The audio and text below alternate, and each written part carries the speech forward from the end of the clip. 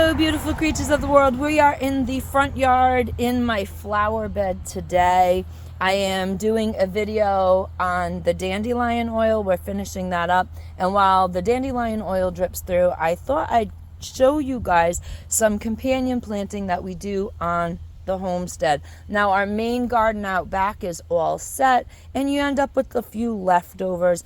And I like to stick my leftovers in my flower garden so that I'm not wasting anything. And it's generally the seedlings that nobody's interested in taking off my hands. So today we've got kale in the flower bed.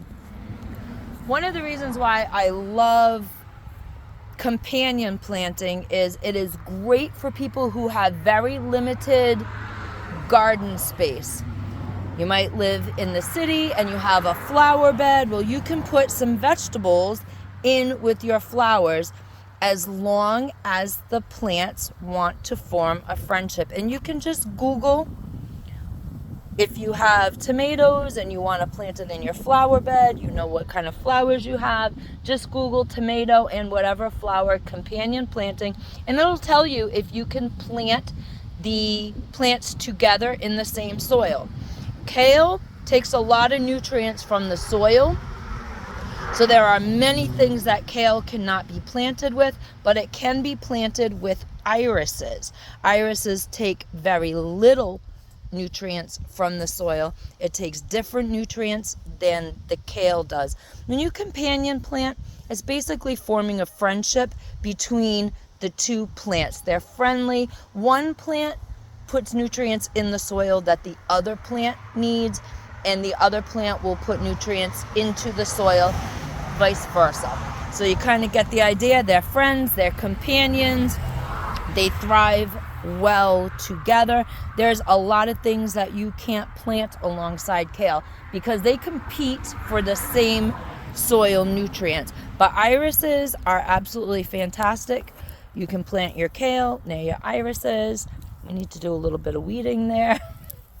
Always see things on camera that you don't quite see in real life.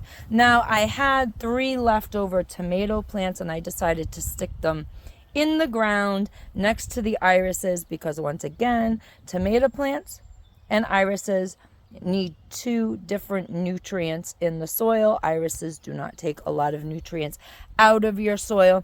This top that you see here, this is our homemade compost. It's 4 years old, and we like to, after we do all our planting, we like to layer a layer of our compost onto the garden. We've been building our own soil for almost 16 years.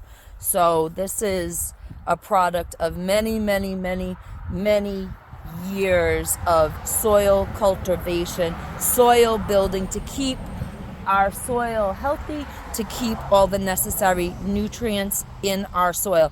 One thing you cannot do is plant kale and tomato plants together. They don't like each other. They compete for the same nutrients, so you will stunt all your plants if you put kale in with your tomato plants.